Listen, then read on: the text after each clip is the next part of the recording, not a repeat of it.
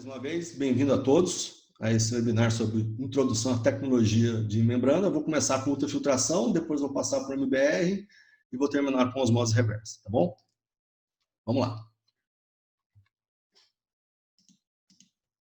Ultrafiltração. Definindo ultrafiltração, é um processo em que as forças de pressão, gradiente de concentração levam à separação por meio de uma membrana semipermeável. E aí o que acontece? Como é que se distingue a ultrafiltração de outras tecnologias de membrana? É o tamanho. Então, aqui, nesse slide, eu mostro, eu chamo de hierarquia de filtração por membrana. Nós temos várias qualificações para a membrana, tá? Em função do tamanho do poro. Tá? O tamanho do poro vai definir o range de filtração dessa membrana. Né? E aqui, filtrar por membrana, eu estou falando realmente de um tecido, tá? Não é um elemento filtrante como é um filtro cartucho, não é areia, nada disso. É um tecido, né? É um tecido semipermeável, e o fato dele ser permeável, ele rejeita alguma coisa e deixa passar outra. E geralmente essa outra coisa que passa é o que a gente quer. E aqui no caso é a água. Então, nessa hierarquia aqui de membranas, o que vocês podem ver? Eu coloquei aqui microfiltração, ultrafiltração, nanofiltração e osmose reversa, que são as 4 tecnologias de membrana que nós temos hoje no mercado para filtração. Que não é só filtração de água, tá? Isso aqui pode ser utilizado também em processo, né? É utilizado, por exemplo, no mercado de laticínios, por exemplo, no mercado de biotecnologia, para separar mosto, enfim. Existe uma série de aplicações. O meu curso e a minha empresa, nossa, até por quanto nome, é focado em água, tá? Então, o que nós vamos falar hoje é sobre as aplicações voltadas para tratamento de água, tratamento de efluente e química, certo? Derrubei o microfone, mas tá tudo bem. Vamos lá. Então, começando aqui. A primeira característica importante delas, né, é o tamanho, né, o tamanho da partícula que ela consegue filtrar. E aqui a gente está falando de, a unidade aqui é micro, então é 10 a menos 6 metros, tá? Milímetro é 10 a menos 3, aqui nós estamos falando de micro, 10 a menos 6. Então eu tenho de 10 micro, eu sou das antigas, eu falo no latim, tá? Então eu falo micro, mas pode ser micro também. Você tem aqui de 10 micro a 0,1 micro. Tá? Esse range aqui é o range. Deixa eu pegar aqui minha caneta. Não, apontador, pegar. Esse range aqui é o range da microfiltração. Então, ela vai pegar partículas entre 10 micro e 0,1 micro. Certo? A ultrafiltração, ela parte aí do 0,1 micro e vai até 0,01 micro. E assim por diante. A nanofiltração pega daqui e vai até 0,001 micro, são 1 milésimo de micro. E a osmose reversa é menor que isso. Na verdade, a osmose reversa nem tem poro. Então, o que acontece? Aqui embaixo eu tenho a pressão que eu preciso exercer em cada membrana dessa para poder passar, para poder ter a minha filtração. Então, à medida que vai fechando o poro, vai aumentando a pressão também. E com o aumento de pressão, vai aumentando a energia. Tá? Então, todo mundo aqui vai aumentando a energia nesse sentido aqui. Vai ficando menor, vai aumentando a perda de carga para poder passar por esse filtro e vai retendo cada vez partículas menores. E aqui embaixo, o desenho aqui de baixo, ele mostra o que a membrana, o que ela deixa passar e o que ela rejeita. Então, vou mostrar aqui, por exemplo, no caso da microfiltração, ela já consegue pegar boa parte do range de bactérias, tá vendo? Boa parte particulado. Mas ainda deixa passar coloide, vírus, cor, dureza, né, pesticidas, sais e água. E aqui é importante, eu fiz um webinar em março, logo no começo da pandemia, aliás, foi em abril, foi em março, foi em abril, falando, inclusive, da vantagem de utilizar membranas, aí no caso de ultrafiltração, no tratamento de água e no tratamento de efluente por conta do aparecimento do coronavírus nos mananciais, tá? Ele está aparecendo no esgoto, e se você não trata o esgoto, ele vai para o rio, e do rio ele vai para a água tratada. Então, esse é um ponto importante. E aí o que acontece? Na ultrafiltração, eu já consigo reter também coloides e vírus. Olha que beleza. Por quê? Por conta do tamanho. Aqui é tamanho mesmo. Tá? Muito bem. Mas ainda passa cor, dureza, pesticida, sais e água. E aí a gente vai para o próximo range, que é a nanofiltração. Nanofiltração já consegue reter cor, consegue reter a dureza. Dureza aqui, na verdade, são sais de cálcio. Não é só dureza, na verdade. A nanofiltração tem capacidade de rejeitar sais bivalentes. Monovalentes não, mas bivalentes sim. Então, aí nesse caso, ela atua igual a osmose. Mas é para íons bivalentes. Então, praticamente já deixa passar sais e água. E aí a gente chega à nossa osmose reversa, que é o que a gente vai falar hoje. Desses dois aqui, ó, ultrafiltração e osmose reversa. Que rejeita tudo, inclusive sais. Só passa água. E por que a gente vai falar só de ultrafiltração e de osmose?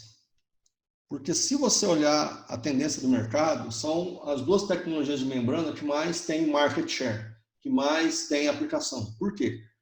Porque o que acontece? A microfiltração é um sistema semelhante à ultrafiltração, mas o poro é maior. Mas o sistema para você utilizar é praticamente o mesmo. Você vai gastar de bomba, você vai gastar de engenharia, que você vai gastar de automação, é muito próximo do que você vai gastar de ultrafiltração. Então, quando você pesa os dois, você vai ser melhor para a ultrafiltração, porque eu tenho todo esse benefício aqui. Então, fica uma tecnologia um pouco menos aplicada do que a ultrafiltração. Porque até esse limite aqui, eu estou falando de sólido de suspensão. Daqui para frente, não estou falando mais de sólido de suspensão. E a nano, em relação à osmose também, porque a osmose até é uma tecnologia mais antiga. A primeira planta de dessalinização do mundo foi nos Estados Unidos, em 1976. Dessalinização da água do mar, tá? Por exemplo. Então, e a nano é uma tecnologia mais moderna, mais recente. E também fica na mesma coisa.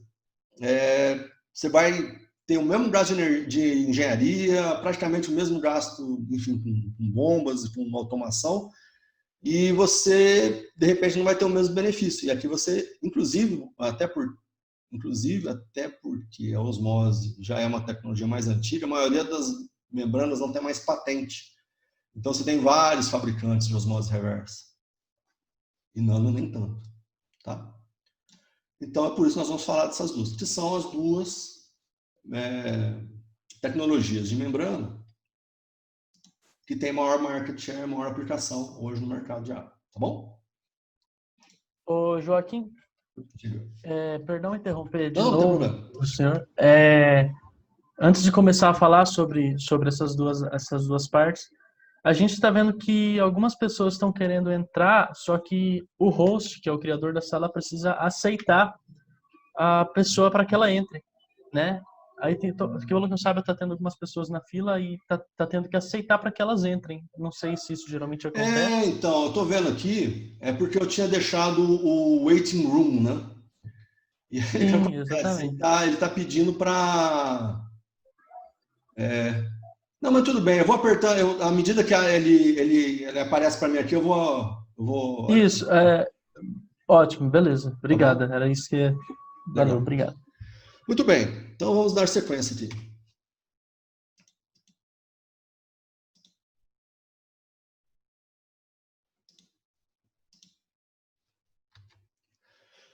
Aqui eu tenho um corte aqui de uma membrana, para vocês terem uma ideia do tamanho que a gente está falando, né? Então, ela é uma fina camada semipermeável, como a gente tinha falado antes. Aqui eu tenho um corte aqui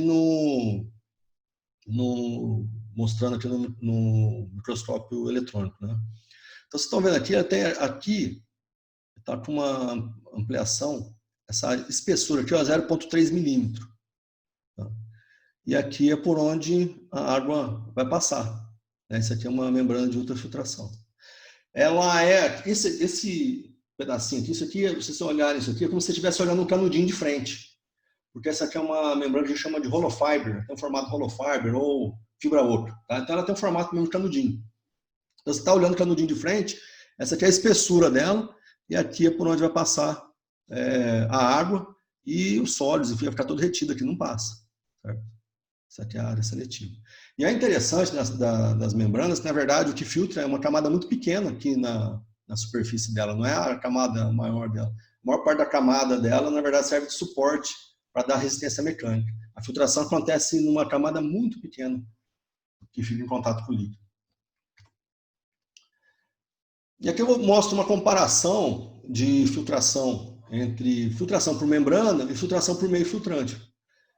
Filtração por meio filtrante é filtração por filtro de areia, zeólito, antracito, enfim, qualquer meio filtrante, tá? Não é membrana, é um sólido, né, que vai formar um leito filtrante, a gente conhece como um leito filtrante, e ele vai fazer essa filtração. Então, o que acontece? Nos equipamentos, nos processos por leito filtrante, que você tem várias partículas do meio filtrante, como até você tenta ter a maior uniformidade possível, mas isso não é tão possível assim, então você tem um range ali de tamanhos de partícula, e essas partículas do seu meio filtrante vão interagir com as partículas que você quer filtrar. Então aqui está mostrando em vermelho, aqui são as partículas que eu quero filtrar, e aqui dando exemplo aqui dos mecanismos de filtração. Então, por exemplo, você tem um filtro de areia, o que vai acontecer? A areia, ou a zeólito, enfim, o antracito, ele tem uma certa capacidade de fazer adsorção.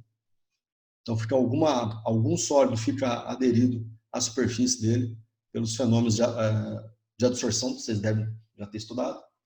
Tá?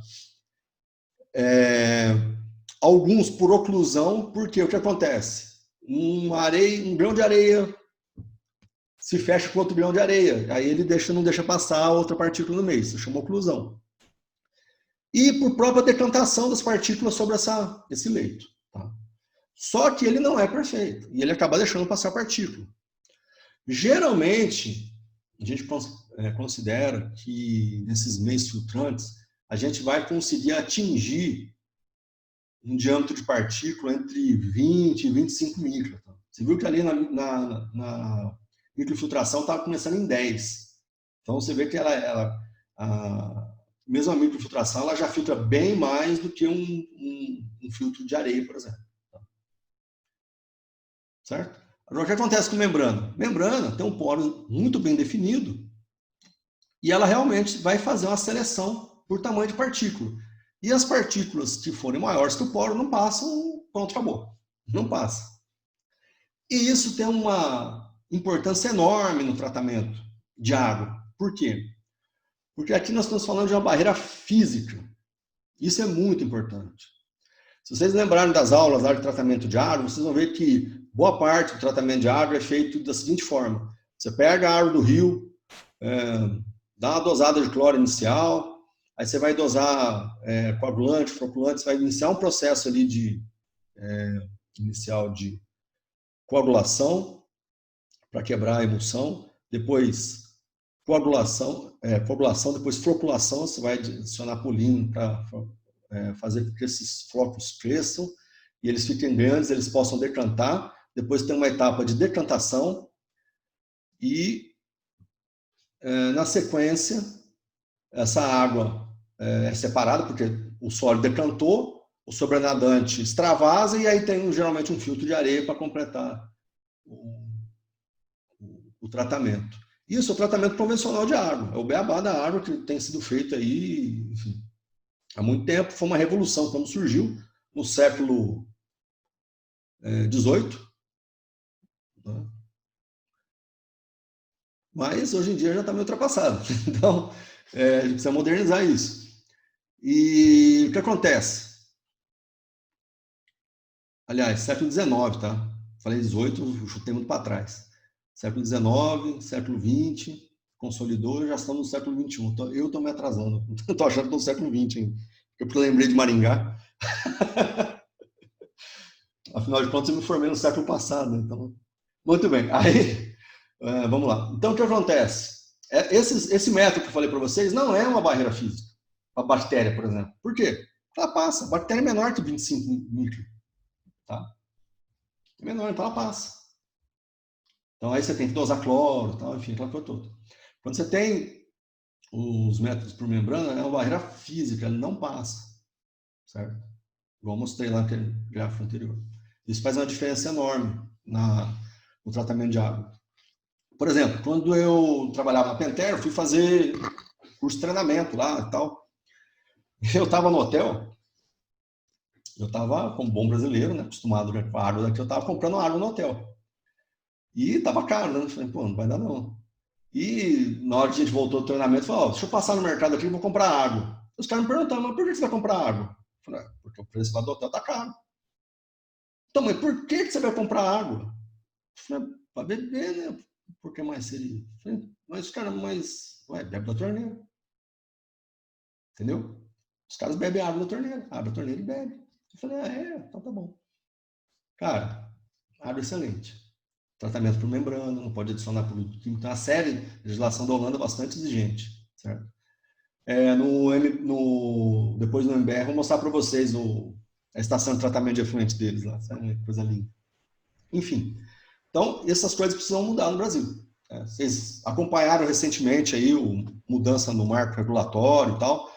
São todas mudanças aí de legislação para tentar trazer investimento para poder realmente levar o tratamento de água e de efluentes do Brasil para um novo patamar. A gente tem, além de ter falta, né, se vocês olharem os números, 47% da população não tem esgoto tratado, isso é maior do que a população, por exemplo, da Alemanha, ainda sobra uns 20 milhões.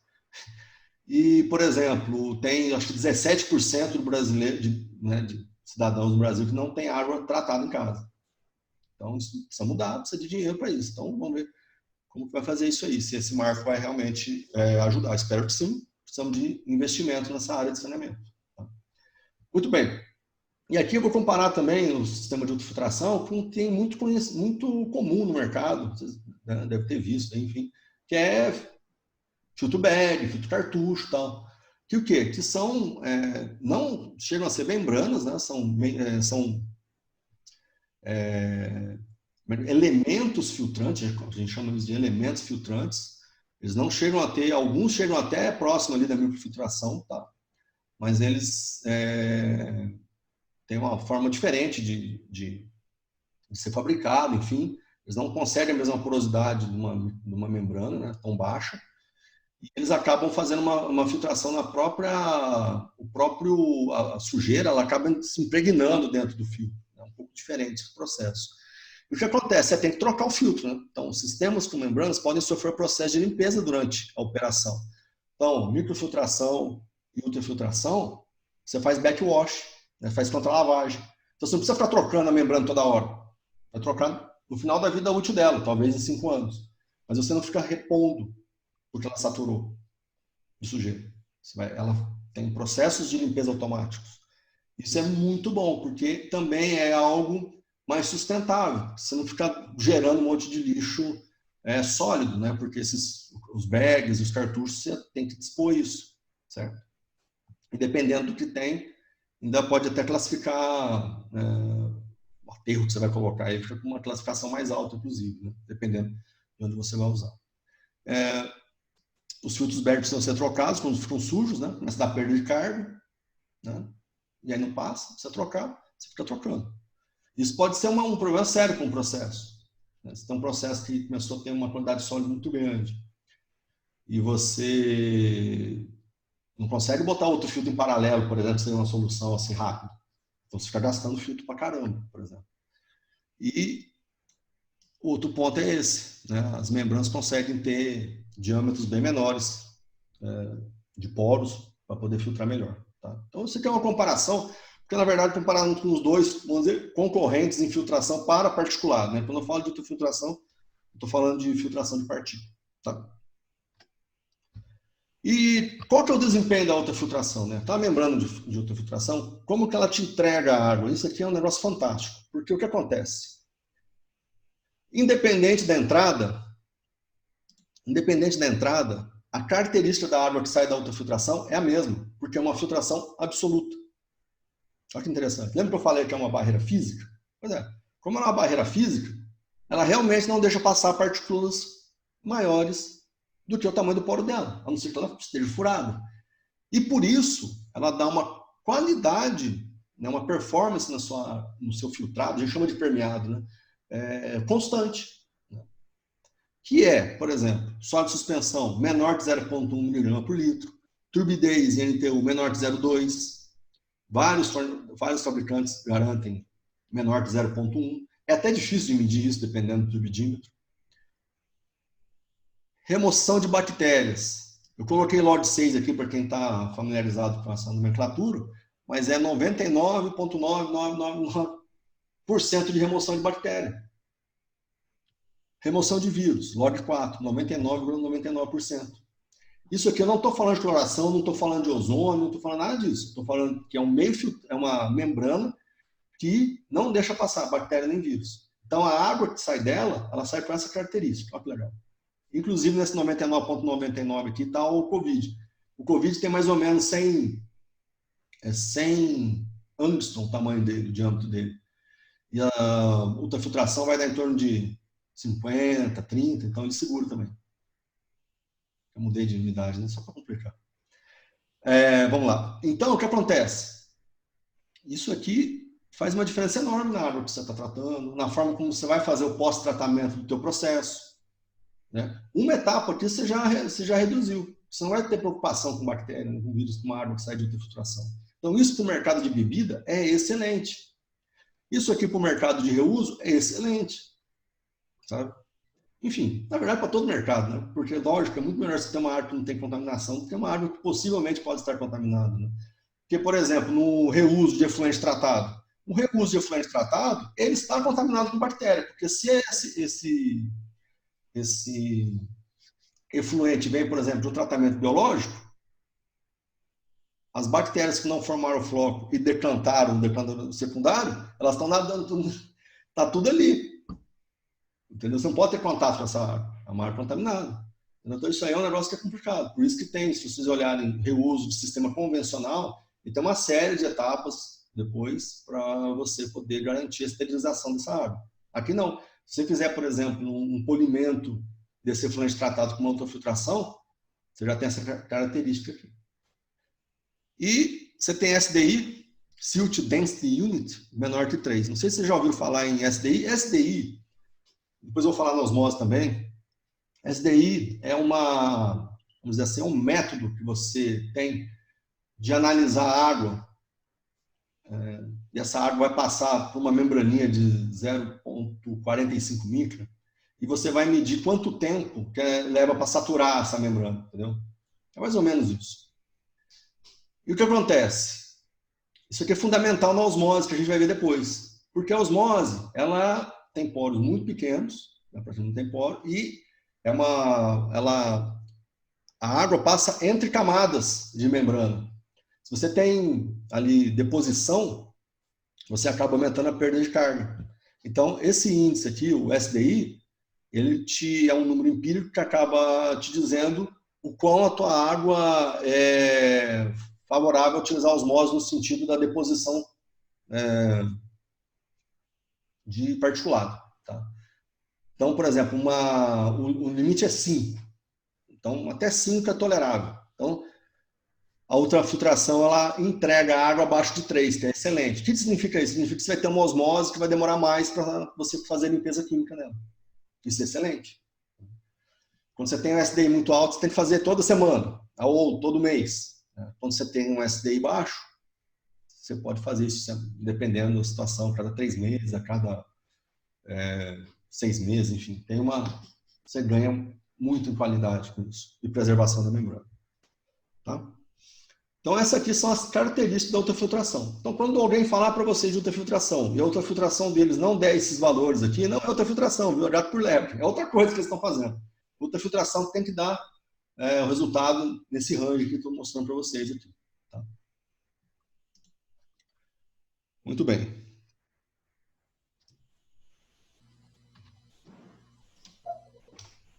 Aqui é um exemplo de um skid de ultrafiltração, que é aí de Maringá. Uma indústria de bebidas de Maringá, multinacional. Uma das marcas mais famosas do mundo, mas eu não vou citar o nome. Isso aqui é na Coca-Cola de Maringá, tá? Essa unidade aqui. É uma unidade, a Coca-Cola de Maringá utiliza ultrafiltração para produzir água para fazer o refrigerante, tá? A água é excelente, posso dizer para vocês. Eu conheço muito bem essas membranas daqui, conheço a empresa que fez, Environment Keep, e conheço também a membrana, porque era a membrana da Pentair. Inclusive, eu tive em Maringá aí dando assistência técnica para eles algumas vezes. E treinando o pessoal também na época. Tá? Então, essa aqui é uma ultrafiltração em indústria de bebida. Tá? Esse aqui, basicamente, aqui é um diagrama, né, um fluxograma, para vocês entenderem assim, como é que funciona a ultrafiltração.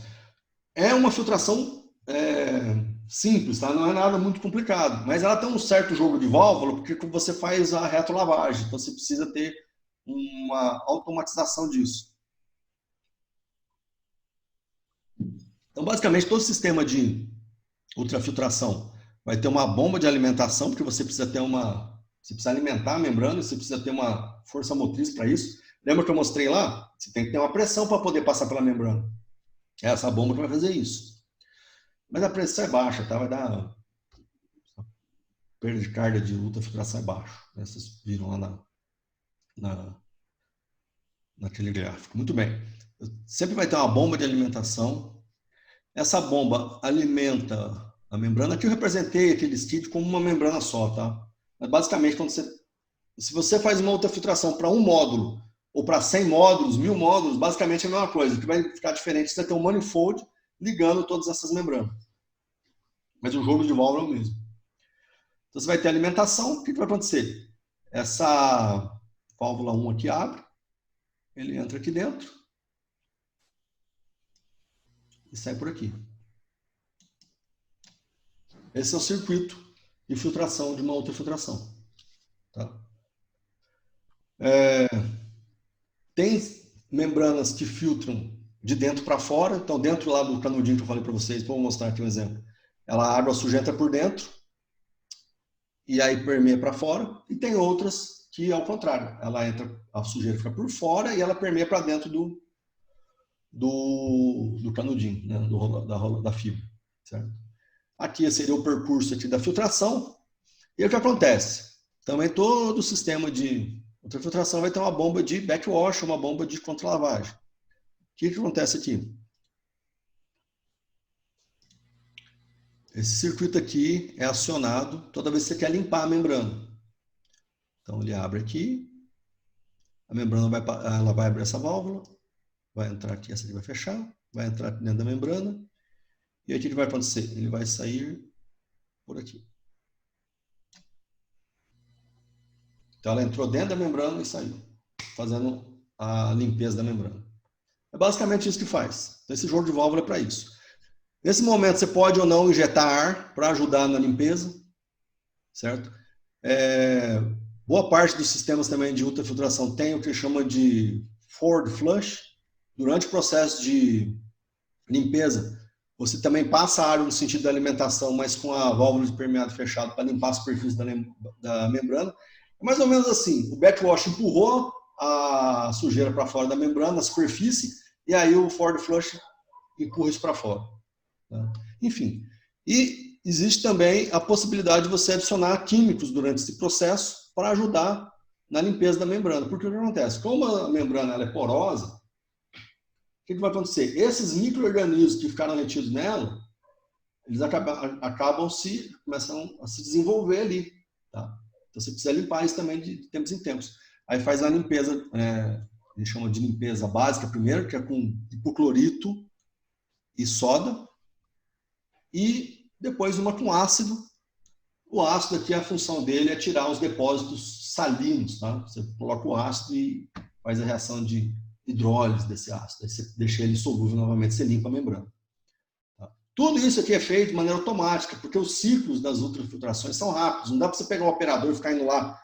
Abre agora, fecha. Não, isso aqui é tudo feito com automação, porque os ciclos de limpeza são relativamente curtos. Num espaço de 1 hora, por exemplo, você tem... Vou reformular. Por exemplo, você tem a situação de a cada 40 minutos você ter uma limpeza, dependendo da turbidez da água que você está tratando. Ou a cada 20 minutos, enfim. Então, são 20 minutos. Abaixo disso já fica um pouco inviável, talvez. Então, não me lembro de ter feito alguma com 15 minutos, que é muito pouco. Mas, enfim, 40, meia hora, você faz um novo backwash, né? Faz uma limpeza, até porque essa filtração aqui é o que a gente chama de dead end. O que acontece? A sujeira fica toda aprisionada lá na membrana. É por isso que eu preciso depois tirar essa sujeira para fora. Tá? Certo? Então, basicamente é isso. É simples, não é nada complicado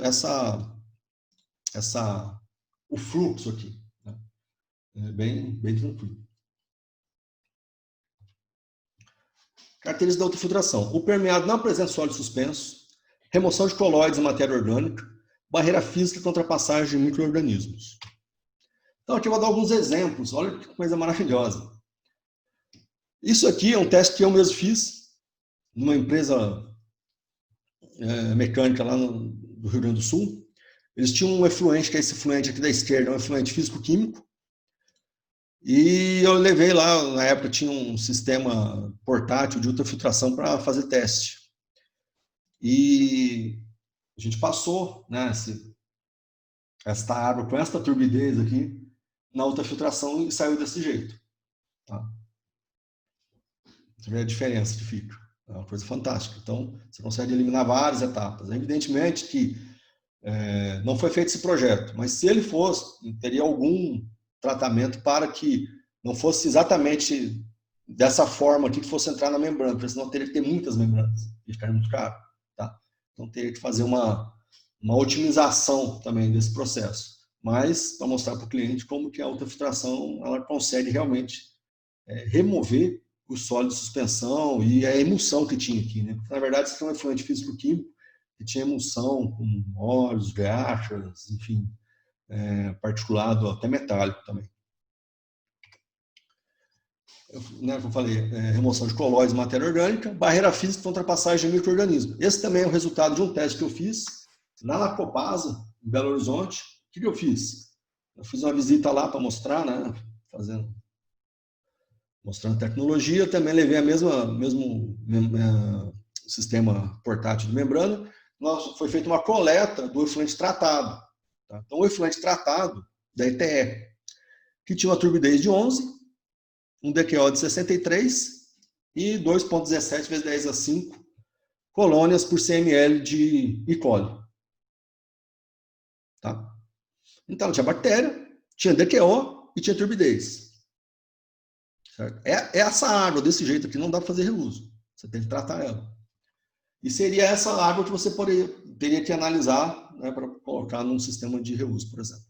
Aí o que aconteceu? Passou ela na ultrafiltração. Olha o que aconteceu. A turbidez caiu para 0,13, tá? O DQO reduziu de 63 para 20 e a bactéria sumiu. Nenhuma bactéria no permeado. Então teve uma remoção de 99% da turbidez, 68% no DQO e 100% em bactéria. Olha que maravilha. De novo. Isso só com a membrana, sem nenhum tratamento químico, nenhum produto químico, nada. O que tem que ressalvar aqui? Por exemplo, aqui eu já estou com uma turbidez melhor do que o parâmetro de água tratada para a gente beber no Brasil. Essa turbidez aqui. DQO, eu tinha 63 e baixou para 20. Já também acertei aqui o DQO dos caras aqui. Por quê? Porque boa parte desse DQO aqui estava relacionado a particulado, né? Porque como eu estava explicando, o decantador secundário vai passar particulado. Se não decantar, passa. E aqui foi removido. Então, quando você tem uma parte do DQO, para quem não está recordando, não conhece, DQO é a demanda química de oxigênio. Tá? Que é um índice que a gente tem para medir o quanto que o efluente está contaminado, vamos dizer assim. E existem valores para isso, né, limites para isso. Né? Tem alguns estados limitam, né, em DBO, daí, né, demanda biológica de oxigênio, em torno de 60 ou percentagem do que entrou, enfim. Tá? Mas isso aqui é um valor excelente. E zero de bactéria. Olha que maravilha. Então, o que acontece? Quando a gente está debatendo tecnologia, a gente está falando disso, está falando de realmente ter tecnologia que melhora a qualidade do que você está filtrando. No caso ali era o efluente, né? Para um possível reuso. Muito bem. E eu estava falando do sentido de filtração, deu um spoiler antes.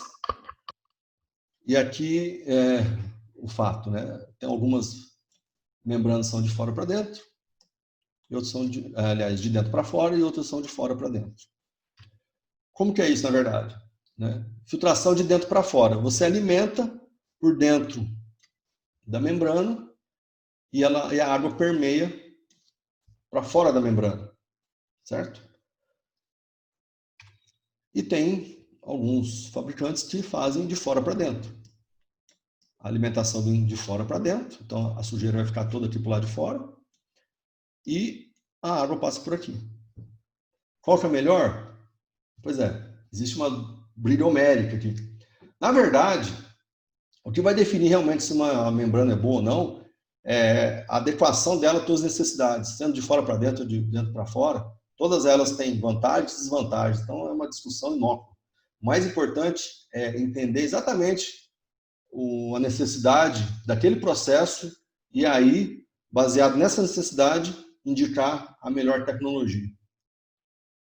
Bonito esse discurso, né? Pois é. Quando eu vendia a membrana de dentro para fora, eu falava que era melhor. Mas as duas são excelentes. Vantagens e desvantagens, tamanhos de poro diferente.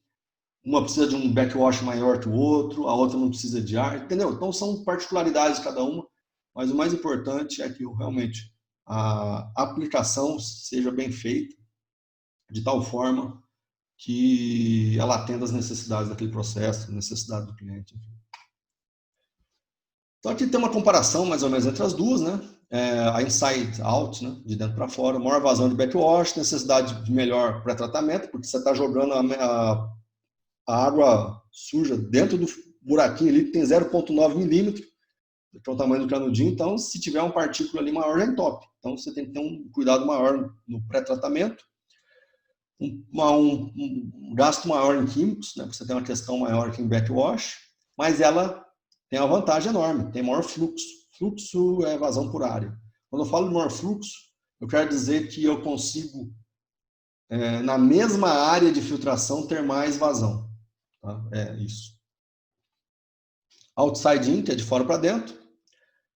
Precisa ter um backwash combinado com a limpeza com ar, né? Porque vocês viram que a sujeira vai ficar para o lado de fora da membrana. Então, só a água não é suficiente para limpar. Você precisa usar a turbulência das bolhas, né? E são bolhas mesmo, que são borbulhadas dentro do módulo, para poder ajudar na limpeza. Maior consumo de energia, porque você tem um soprador, né? Então, um acréscimo aí de energia. E também você tem uma vazão de backwash também, talvez pique elas por elas, enfim, precisa analisar. Mas eu preciso de uma vazão menor de backwash, mas eu também tenho menor fluxo. Então aqui tem que analisar mesmo. Não tem jeito. Tem que pegar o caso, cotação de um fornecedor, cotação de outro, entender o que vai ser melhor em termos de membrana, em termos de equipamento. É por isso que a gente estuda. Tanto tempo para fazer engenharia química. Consegue pegar todos esses dados e analisá-los de maneira correta. Essa aqui que é a famosa fibra oca. É um canudinho mesmo, feito com a membrana. Tá? E o que é essa membrana, né? Vamos lá, fibra oca, hollow fiber, formato predominante na ultrafiltração. O diâmetro interno varia de 0,5 a 0,9 milímetros, né, que é esse buraquinho aqui, onde vai entrar ou sair a água. Ela apresenta alta densidade de empacotamento, ou seja, eu posso colocar muitos canudinhos juntos dentro de um módulo daquele que eu mostrei antes. Então, eu consigo colocar bastante área de membrana num espaço pequeno. E ele tem uma resistência mecânica bidirecional. O que quer dizer isso? Que eu consigo fazer backwash, tá? Que eu consigo fazer contra-lavagem. Ela tem resistência tanto no sentido da filtração, quanto no sentido da contra-lavagem. Quais são os materiais? A gente falou de membrana, mas que diabo que essa membrana é feita? Ela é feita de polímero, na verdade é um plástico. E que plástico é? É o poliéter sulfona, PES, ou PVDF, polifluoreto de vinilideno. Tá? São esses dois os principais polímeros utilizados para a fabricação de membrana de ultrafiltração. Sendo que a poliéter sulfona, deixa eu ver se a poliéter, eu vou mostrar mais para frente. Então, essa aqui é a estrutura dos dois, né? Basicamente, o poliéter-sulfona, ele apresenta maior permeabilidade, menor consumo de energia, mais amido da água, né, distribuição de poros uniforme, tem uma resistência ao cloro. Tanto é que lembra que eu mostrei para vocês, que faz a limpeza com hipoclorito. E tem uma resistência boa ao pH ácido e alcalino. A poliéter-sulfona é mais utilizada quando eu uso ultrafiltração para tratar água. Então, por exemplo, eu pego a água do rio, vou tratar a água do rio para potabilização. Geralmente, nessa aplicação, eu uso poliéter-sulfona. PVDF tem maior resistência química, maior eficiência em limpeza, também tem resistência ao cloro e também resiste ao pH ácido e ao alcalino. Qual que é a diferença entre os dois? O PVDF é mais resistente à limpeza química, por exemplo.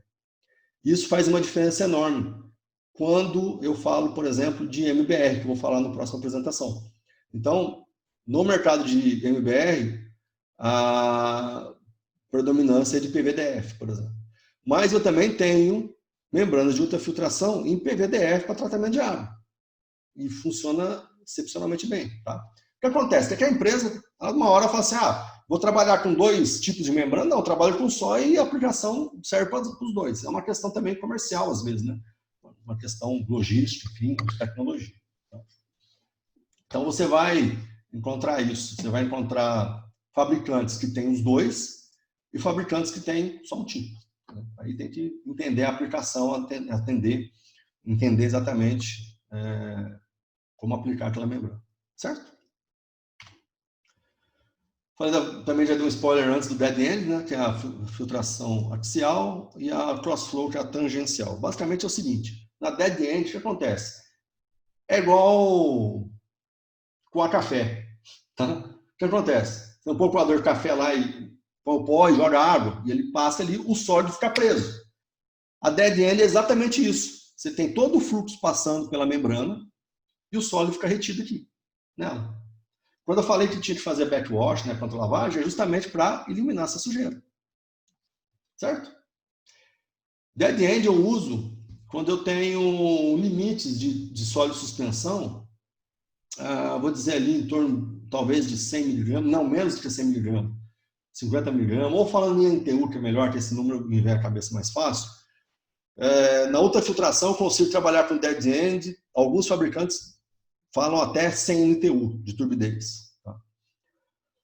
E aí, por que eu estou falando isso? Porque quando eu falo em crossflow, né, que é a filtração tangencial, ela é aplicada quando eu tenho limites, né, eu tenho valores de sólido de suspensão da ordem de grama por litro, não de ppm, miligrama por litro, como eu estava falando antes. E como ela funciona? É tangencial mesmo. O fluxo é tangente à membrana. Então, ela vai passar tangencialmente a membrana. Estou lembrando lá de mecânica dos fluidos, quando você tem um escoamento desenvolvido, a pressão no interior do tubo ela é igual em toda a sua extensão. Lembra disso? Então, aí a pressão empurra o sólido contra a parede da membrana e acontece a filtração. Certo? Então, é basicamente isso que acontece na membrana, na filtração tangencial. Só que qual que é a diferença? Ela é limpa todo o tempo, porque o fluxo continua. Na verdade, ele faz um ciclo, um reciclo aqui. Enquanto na dead end, por isso tem esse nome em inglês, o sólido morre ali, fica parado ali na membrana. Aqui não, aqui ele fica recirculando. Evidentemente que a água que sai aqui tem menos sólido do que ela entrou, mas ainda tem um pouco, e ela retorna para um tanque, e esse tanque fica recirculando isso. E vai chegar uma hora que você tem que daí esgotar aquele tanque, enfim, fazer alguma coisa, porque vai ter muito sólido lá, mas o permeado que saiu aqui é o permeado com as mesmas características que eu falei para vocês de uma água ultrafiltrada. A diferença é que você usa esse tipo de filtração quando você tem uma quantidade de sólido muito grande. Muito comum na indústria alimentícia, filtração de suco, por exemplo, tal, é feito em crossflow. Eu vou falar depois lá do MBR, né? Também no MBR, você filtrar o lodo, é crossflow também. Tá? Na ultrafiltração, a qualidade do permeado independe da qualidade da alimentação, como eu já tinha dito antes, é importante, vocês lembrem disso. Isso aqui é um mantra, nossa, porque trabalho com membrana. E aqui eu vou dar alguns exemplos, por exemplo. Essa aqui é uma ultrafiltração Em Manaus, indústria de bebida também para 150 metros cúbicos. Esse projeto que foi bem legal, eu que toquei esse projeto aqui, quando estava na Pentair, ele foi o seguinte, eles precisavam aumentar a capacidade da planta, mas não tinha espaço. E aí que entra a tecnologia de membrana, porque as tecnologias de membrana, de uma maneira geral, elas ocupam menos espaço do que as convencionais. Isso faz toda a diferença quando você tem limite de tamanho. Então, o que acontece? Eles tinham um sistema convencional, tá vendo? Aqui tem um filtro de areia, aqui é um decantador, tá? É como eu falei antes, coagulação, floculação, decantação. Depois filtro de areia. Tá? Foi removido todos os equipamentos convencionais e foi instalada uma autofiltração. Eles tinham uma vazão, não me engano, era de 60 metros cúbicos, e foi ampliado para 150 metros cúbicos, numa área menor que eles tinham. Olha que bacana. E uma qualidade de água muito melhor. Por exemplo, então, uma coisa que você usa para os produtos químicos que eles usavam no tratamento foram reduzidos a praticamente nada. Só continuou dosando cloro, porque o que acontece? Toda empresa de bebida, né, ela trata a água e armazena a água, para sempre ter um buffer para poder utilizar. Aí, evidentemente, que essa água depois ela precisa ser clorada para não ter uma contaminação futura, né? Uma recontaminação, né? Uma pós-contaminação. Mas esse é um sisteminha. Então, um sistema aqui pequeno, isso aqui cabe numa sala, essa ultrafiltração para 150 metros cúbicos. Essa aqui é um exemplo aqui daí de uma ultrafiltração para tratar água de uma cidade. Essa aqui fica em São Paulo, 3.600 metros cúbicos por hora. Essa aqui é feita com membrana submersível de fora para dentro. E aquela outra era uma membrana pressurizada de dentro para fora. Coloquei algumas diferenças aqui. Tá? Então, aqui basicamente as membranas estão dentro desse tanque aqui. E aí é aplicada uma pressão negativa através de uma bomba e ela suga, vamos dizer assim, a água que está dentro desse tanque, o sólido fica para fora, enfim, e vai fazendo a filtração dessa água. Tá? Esse aqui é o módulo, tá vendo? Esse aqui é o módulo de ultrafiltração que está sendo colocado aqui dentro. Tá? Então, isso aqui é um tipo de membrana submersível. Ela não fica dentro daquele... Vocês viram essa... Aqui eu tenho um módulo, né? E ele é pressurizado aqui dentro, a água. Naquela não. Aquele eu tenho uma depressão. Eu aplico uma pressão negativa e eu puxo essa água. Esse aqui é um sistema bastante interessante porque economiza muita energia, mas por outro lado precisa de mais membrana. Enfim, é sempre um jogo entre fluxo e energia, área, tá? E qualidade também, porque também esse sistema aqui é mais adequado quando você tem a maior quantidade de sólido de suspensão.